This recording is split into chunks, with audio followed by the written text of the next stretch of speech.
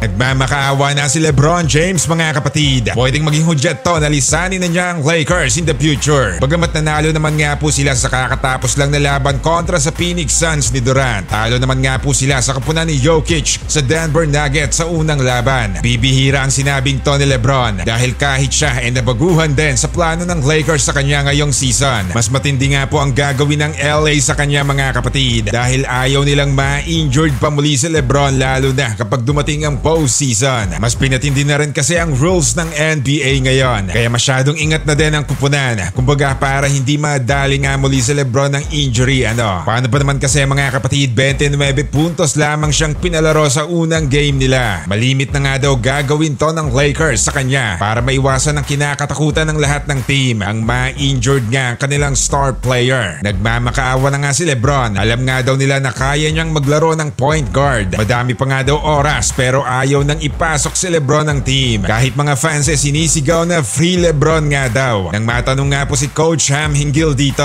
walang alinlangang sinabi niya na eto nga daw talaga ang plano nila. Nalimitahan ang minuto ni LeBron. Malimit nga pong inaasahan nila si The King sa unang 4 na buwan ng regular season. Kaya ang ending injured na ang inaabot ni LeBron sa mas pinakamahalagang laban pa. Yan nga po ay sa postseason. 40 plus minutes ang binibigay lagi kay LeBron, talagang babad na babad. Hindi na nga rin po pabata itong si The King kaya talagang dapat magkaingatan na nga rin ng LA.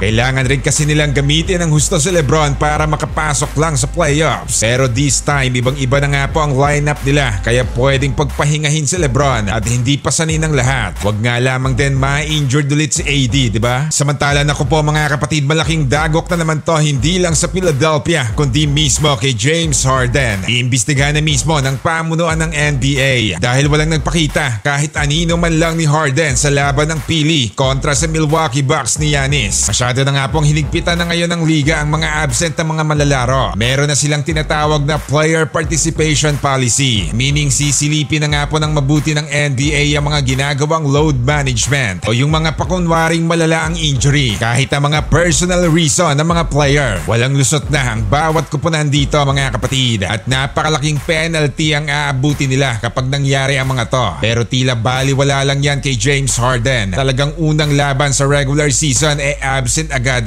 Talagang parang pinapahiwatig niya sa Philadelphia na ayaw na niyang maglaro pa para sa kupunan nila. Ang malapit nga po dyan kahit nga po absent required nga po silang umupo sa bench ng team sa laban para nga daw sa mga fans. So meaning dapat lagi ka talagang nasa court manood sa mga laban nyo kapag hindi ka maglalaro. Kaya pala malimit din nating makita si LeBron na nasa team bench nila kapag hindi siya naglalaro.